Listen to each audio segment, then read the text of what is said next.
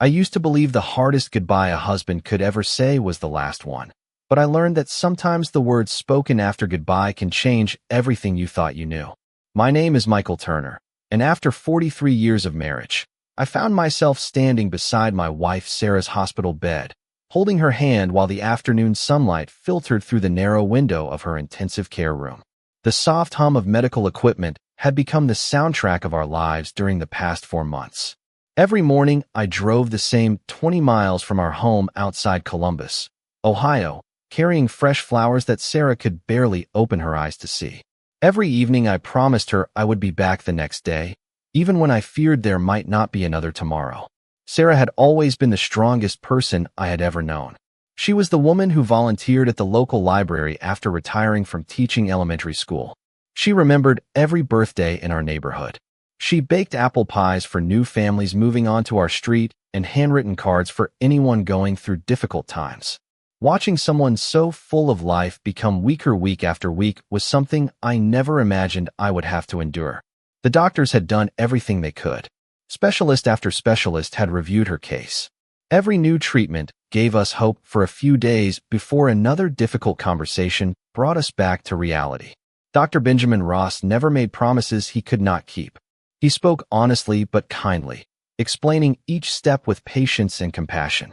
That morning, he gently placed one hand on my shoulder and quietly said, "Michael, I think this would be a good time to spend some private moments with Sarah." I understood what he meant without asking another question. I pulled my chair closer to her bed and carefully wrapped both of my hands around hers. Her fingers felt lighter than I remembered, but they still fit perfectly inside mine, just as they had the first time I held her hand after our high school graduation more than 4 decades earlier. I smiled through tears as memories filled my heart. Our first apartment with its leaky kitchen faucet, the old station wagon we drove across the country during our honeymoon, the night our daughter Olivia was born, every Thanksgiving dinner, every Christmas morning, every ordinary Tuesday that had quietly become extraordinary simply because we had spent it together. I leaned closer, so only she could hear my voice. "Sarah," I whispered, "thank you for giving me the happiest life I could have asked for. Thank you for believing in me when I doubted myself. Thank you for loving me through every season of our lives." Her eyes remained closed, but I thought I felt the slightest movement in her hand. Maybe it was only my imagination. Maybe it was hope refusing to disappear completely. I kissed her forehead gently before standing. "If you are tired," I said softly, "it is all right to rest. I will always love you." Those were the hardest words I had ever spoken. I slowly walked toward the door, turning back one final time to memorize every detail of her peaceful face. Then I stepped into the hallway and quietly closed the door behind me.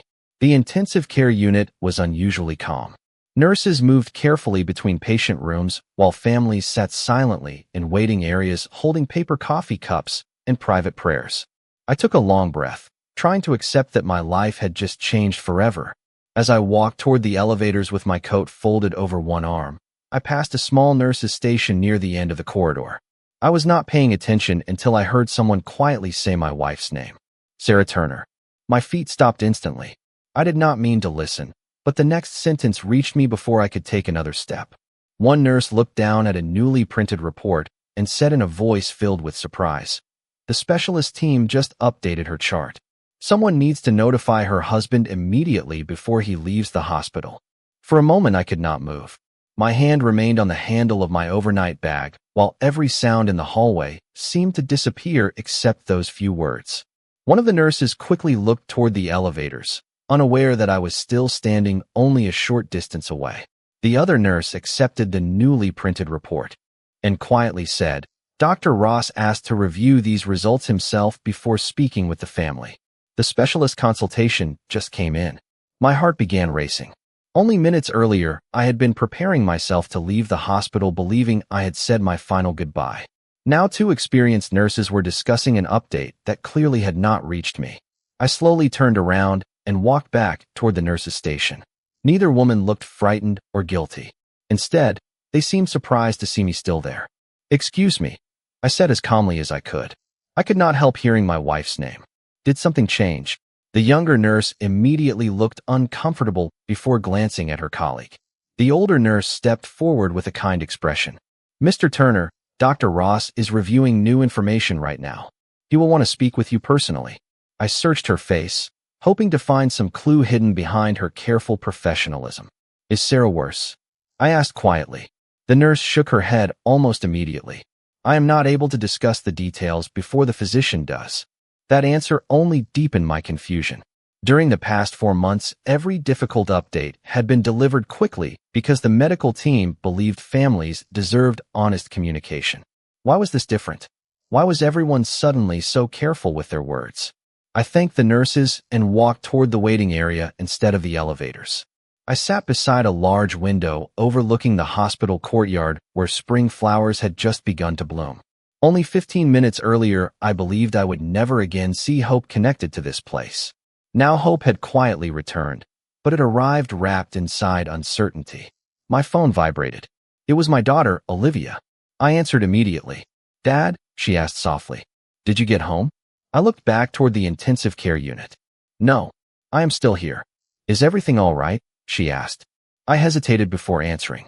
"I honestly do not know. I was leaving after saying goodbye to your mother when I overheard the nurses talking about an update to her chart. They said the specialist team had changed something." Silence filled the line for several seconds. Finally, Olivia spoke. "That is strange. Earlier this morning, one of the residents mentioned that another consultation had been requested from the University Medical Center. I thought it was just another routine review. Why did you not tell me?" I asked gently. "Because nobody seemed certain about anything," she replied. "I did not want to give you hope based on rumors." I understood her decision. During the previous months, we had learned how dangerous false hope could become. Every encouraging test had eventually been followed by disappointment. Still, something about today felt different. A few minutes later, I noticed Dr. Benjamin Ross walking quickly down the hallway carrying a tablet and several printed reports. His usual calm pace had been replaced by purposeful urgency. Before I could stand, he disappeared into a consultation room with 2 physicians I had never seen before. Through the small glass panel beside the door, I watched them studying images on a monitor while comparing notes and pointing to sections of Sarah's medical record. They remained inside for nearly 20 minutes. Every passing second felt like another hour. Families came and went through the waiting room while I remained fixed in the same chair, unable to think about anything except the possibility that my goodbye might have come too soon. At last, the consultation room door opened. Dr. Ross stepped into the hallway holding the updated file against his chest. The moment he saw me waiting there, surprise crossed his face. He clearly believed I had already left the hospital. He walked directly toward me, stopped only a few feet away, and took a slow breath before speaking. "Michael," he said quietly, "there is something important we need to discuss, and I think you should come with me before anyone reaches the wrong conclusion." Dr. Benjamin Ross led me into a quiet consultation room just a few doors away from the intensive care unit. The room felt almost identical to the one where we had received so much heartbreaking news during the past 4 months. Yet something about today was different. There was urgency in the air, but it did not feel hopeless. 2 physicians from the University Medical Center were still reviewing images displayed on a large monitor when we entered. Both stood and introduced themselves before quietly leaving the room to give us privacy. Dr. Ross waited until the door closed before sitting across from me. He placed Sarah's updated medical file on the table without opening it immediately. "Michael," he began, "I need you to understand that everything I told you this morning was accurate based on the information we had at that time." I nodded slowly. I had never doubted his honesty. "Then what changed?" I asked. He opened the folder and turned several pages toward me. Although most of the medical terminology meant little to me, I noticed fresh timestamps showing they had been added less than an hour earlier. The specialist consultation we requested several days ago was completed much faster than expected, he explained. The additional imaging and laboratory review identified something that none of us could confirm before today. My heart pounded as I leaned forward. "Please tell me plainly." Dr. Ross gave a reassuring nod. "The newest findings suggest that Sarah's condition is responding differently than we believed. We are seeing signs that indicate another treatment pathway may now be medically appropriate." I stared at him, afraid to misunderstand his words. "Are you saying she is getting better?" He chose his answer carefully. "I am saying that she may have more opportunity than we believed only a few hours ago. We are not talking about certainty. We are talking about a meaningful reason to continue treatment instead of ending active intervention. For several seconds, I could not speak. I had spent months preparing myself for difficult conversations, but I had never prepared myself for hope arriving after I had already accepted goodbye. Dr. Ross continued gently. That is why I wanted to speak with you immediately. We did not want inaccurate assumptions to shape any decisions made today. I lowered my head and covered my eyes with one hand. Relief and fear somehow existed together inside me. I stood beside her bed and told her it was all right to rest. I whispered, I thought I was saying goodbye forever. She may have heard every word. Dr. Ross replied kindly. Many patients remain more aware than we realize, even when they cannot respond. His words made me think about the slight movement I believed I had felt in Sarah's hand. At the time, I had dismissed it as wishful thinking. Now I wondered if she had truly heard my voice. Before I could ask another question, my phone rang again. Olivia. I answered immediately. Dad? She asked anxiously. Did Dr. Ross find you? I looked across the table at him before replying. Yes. You need to come back to the hospital. There was complete silence on the other end. Why? She finally asked. I smiled for the first time in weeks, even though tears filled my eyes. Because your mother deserves another chance, and I think we do too. Olivia quietly began crying with relief. After ending the call, I looked back at Dr. Ross. Can I see Sarah now? He smiled warmly. Of course. There is only one thing I want you to remember before you walk back into that room. I stood, holding on to every word. When you left her bedside a little while ago, you believed your role was to say farewell. When you return in a few moments, I want you to leave that goodbye outside the door. She does not need a husband preparing for the end anymore. She needs the man who has spent 43 years reminding her that she never has to face tomorrow alone. As I reached for the consultation room door, I noticed one final document resting on top of Sarah's updated file. Across the first page, in bold letters, were the words "New Treatment Recommendation Approved." When I stepped back into Sarah's intensive care room, everything looked exactly the same as it had 20 minutes earlier. The quiet rhythm of the monitors continued. The afternoon sunlight still stretched across the floor beneath the window. Fresh flowers I had brought that morning remained on the small table beside her bed. Nothing in the room suggested that our future had shifted so dramatically in such a short time. Yet I walked differently now. The unbearable weight that had followed me into the hallway had been replaced by something I had almost forgotten how to carry. Hope. I pulled my chair close to Sarah once again and gently took her hand into mine. This time I was not trying to memorize a final moment. I was preparing for another beginning. Sarah, I whispered softly. I think I left this room too soon. Her face remained peaceful, but I noticed what Dr. Ross had described earlier. The slightest movement crossed her fingers as they rested inside my hand. It was subtle enough that I might have overlooked it on any other day, but after everything I had learned, I refused to dismiss it as imagination. I leaned closer. I am back, I said with a quiet smile. And I am not saying goodbye anymore. A few minutes later, the door opened and Dr. Ross entered with the two specialists from the University Medical Center. They greeted me warmly before gathering around the monitor beside Sarah's bed. One of the physicians displayed the newest imaging results while carefully explaining each change in language I could understand. They pointed out small but meaningful improvements that had only become visible after combining several advanced diagnostic reviews. None of the findings guaranteed a full recovery, but together they revealed a medical opportunity that had not existed when Dr. Ross first spoke with me that morning. Medicine sometimes changes very quickly, one specialist explained. Most days we receive information that confirms what we already know. Occasionally we receive information that asks us to reconsider everything. Dr. Ross nodded in agreement. That is exactly what happened today. He then outlined the recommended treatment plan. A specialized therapy recently approved for Sarah's condition would begin immediately if we chose to proceed. The therapy required careful monitoring over the coming days, but the medical team believed the potential benefits now outweighed the risks. I listened carefully before asking the only question that truly mattered to me. If Sarah could answer for herself, would you recommend this? All three physicians answered without hesitation. Yes. That single word carried more comfort than I could describe. I signed the consent forms. With a steady hand, grateful that I still had decisions to make instead of memories to collect. Shortly afterward, Olivia hurried into the room. The moment she saw me smiling instead of crying, she stopped in the doorway. "Dad?" she asked cautiously. I walked over and embraced her tightly.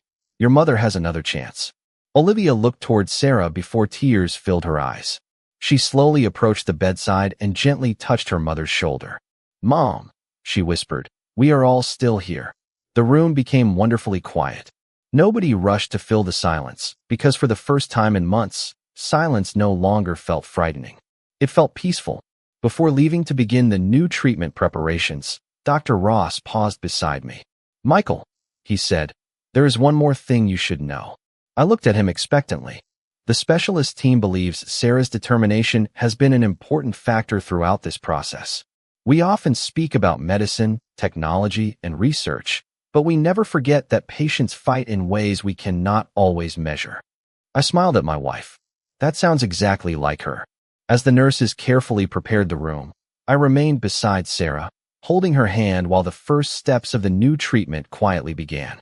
Looking at her peaceful face, I realized something that had never occurred to me before. Earlier that afternoon, I believed love meant having the strength to let go. Now I understood that sometimes love means having the courage to stay when hope unexpectedly returns. Just before the evening shift officially began, one of the nurses entered carrying a clipboard with Sarah's updated care schedule. She smiled warmly before saying, "Mr. Turner, tomorrow morning the rehabilitation team would like to meet with you as well. They believe it is time to start discussing what recovery could look like if these encouraging changes continue." The following morning, I arrived at the hospital before sunrise carrying 2 cups of coffee, one for myself and one simply out of habit for Sarah. I smiled sadly when I realized she would not be drinking it for quite some time. Yet for the first time in months, that small habit no longer felt painful. It felt hopeful. As I stepped into the intensive care unit, one of the night nurses greeted me with a warm smile that I had never seen before. "Good morning, Mr. Turner," she said quietly. "Your wife had a stable night."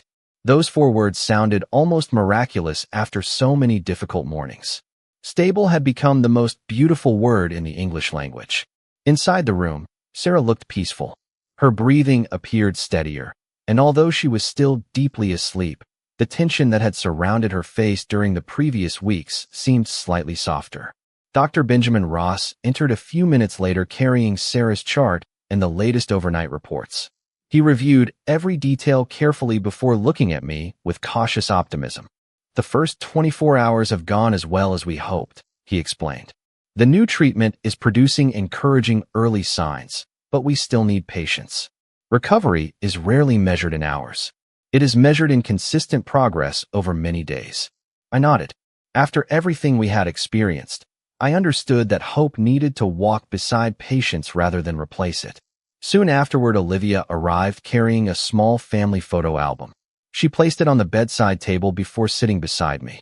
"I thought maybe we could remind Mom of a few happy memories," she said softly. Together, we turned the pages one photograph at a time.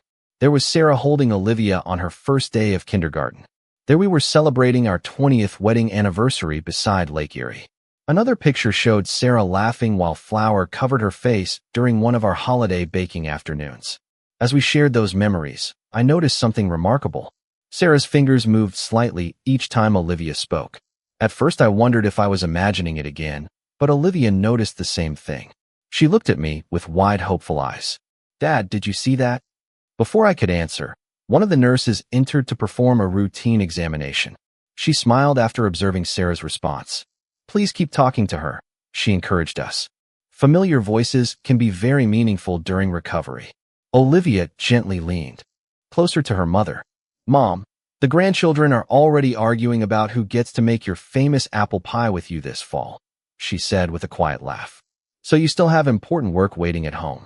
A faint change appeared around the corners of Sarah's mouth, almost too small to notice, yet impossible to ignore once we saw it.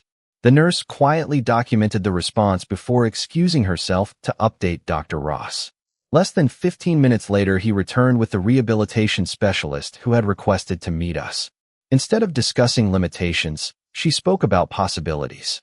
She explained that if Sarah continued responding as expected, physical therapy, speech therapy, and gradual rehabilitation could begin much sooner than anyone had believed only one day earlier.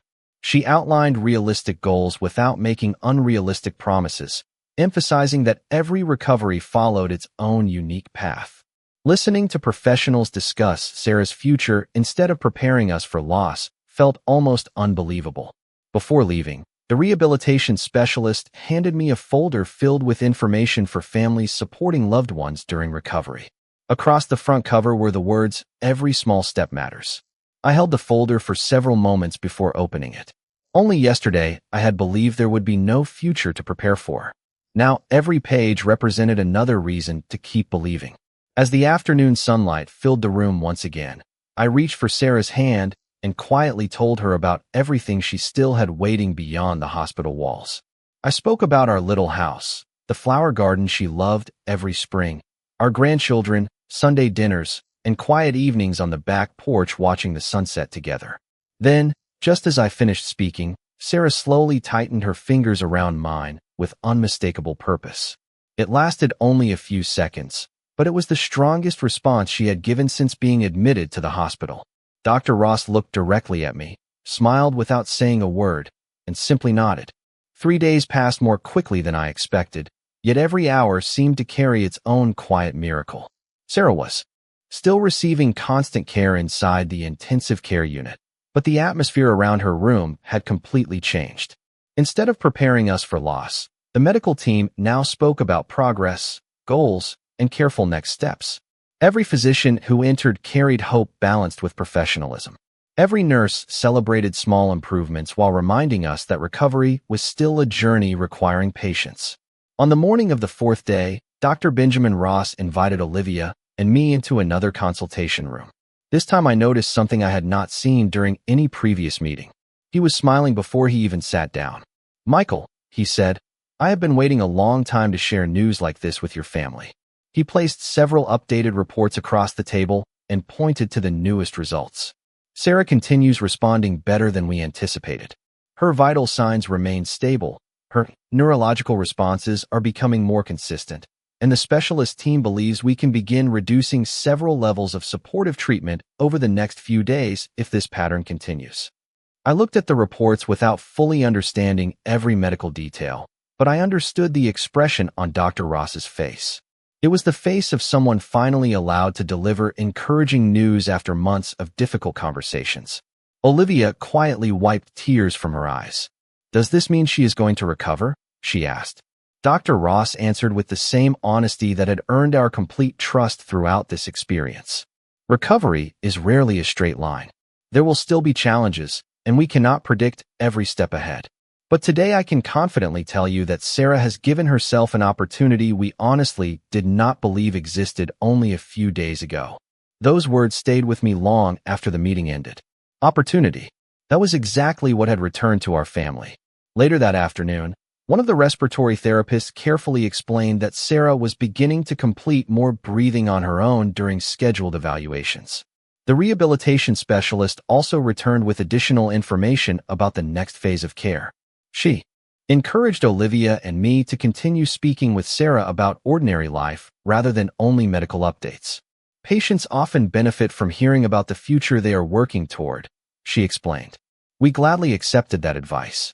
I described the vegetable garden waiting behind our house, reminding Sarah that the tomato plants would need her attention before summer arrived.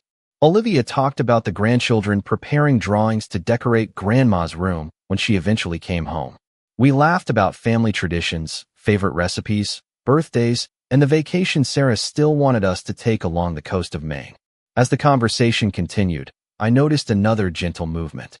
This time, Sarah slowly opened her eyes for only a brief moment before closing them again. The nurse standing beside us immediately smiled. "That was purposeful," she said. "She is becoming more aware of her surroundings." My heart filled with gratitude beyond anything I could express. I leaned closer and quietly said, "There you are. We have all been waiting for you." Although Sarah could not yet answer, I believe she heard every word. Before leaving that evening, Dr. Ross stopped beside the doorway and looked back at us. "Michael," he said, "there is something I have wanted to tell you since the day you overheard the nurses." I turned toward him, curious. "When you walked out of this hospital believing you had said your final goodbye, we were only minutes away from receiving the specialist report that changed everything." Had you left just a little sooner, we might not have reached you until much later. I thought about those few unexpected seconds that had caused me to pause beside the nurse's station. A conversation I was never meant to hear had kept me inside the building long enough for Hope to find me instead of arriving after I had already gone home carrying unnecessary heartbreak.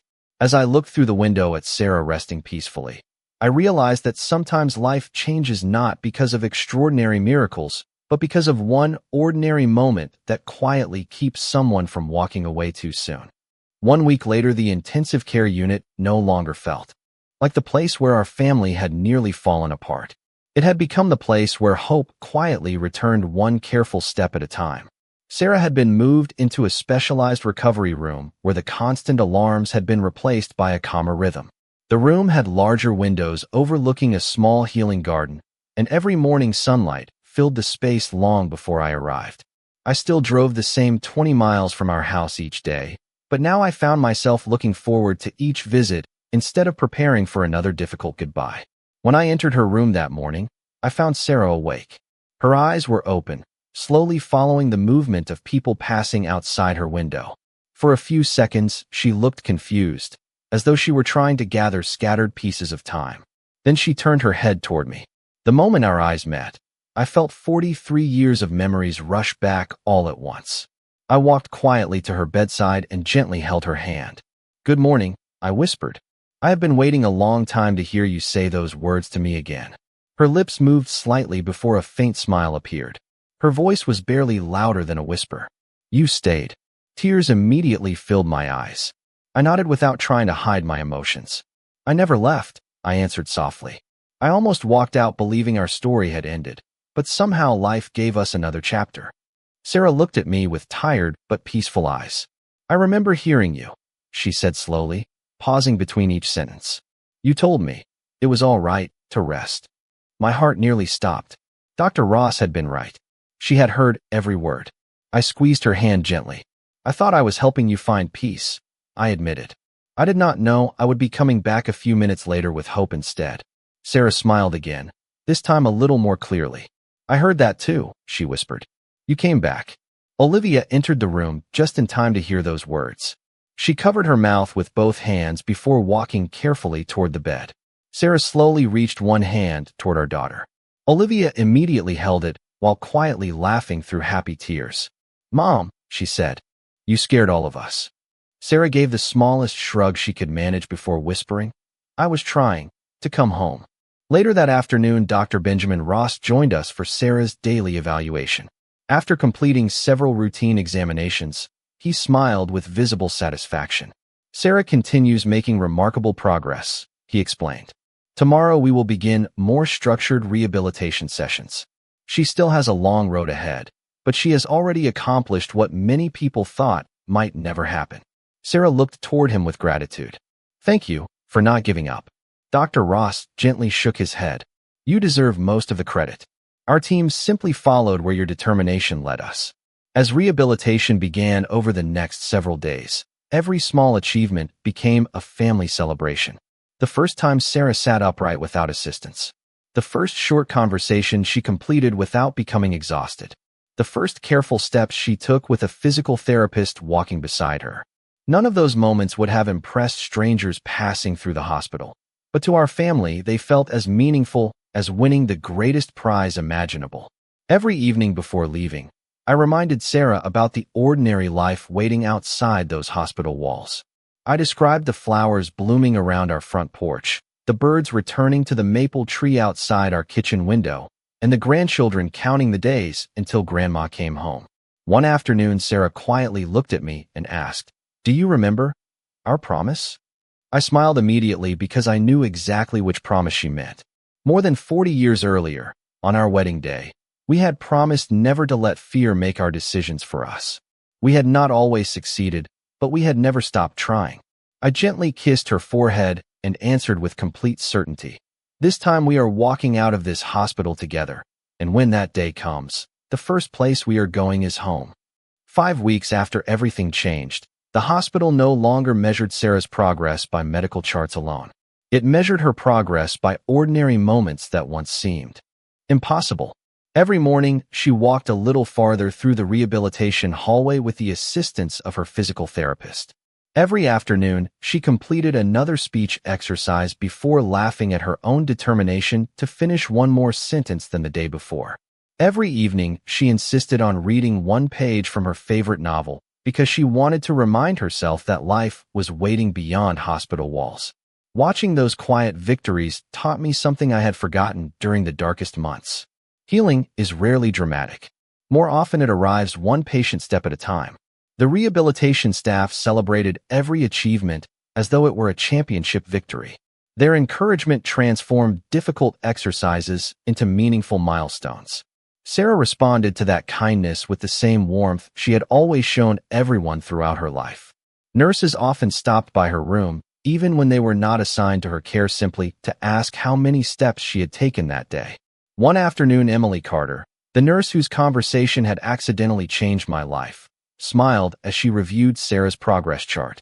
"You are becoming one of our favorite success stories," she said warmly. Sarah looked at her with grateful eyes. "I think all of you became part of my family before I even realized it." Emily laughed softly. "Sometimes hospitals create families that nobody expects." Those words stayed with me because they were true. During those difficult weeks, strangers had carried hope for us until we were strong enough to carry it ourselves. A few days later, Dr. Benjamin Ross entered Sarah's room holding a folder instead of his usual tablet. He greeted both of us before sitting beside the bed with an expression that immediately caught my attention. "I have been looking forward to this conversation," he said. Sarah smiled. "That sounds encouraging." He nodded. "It is.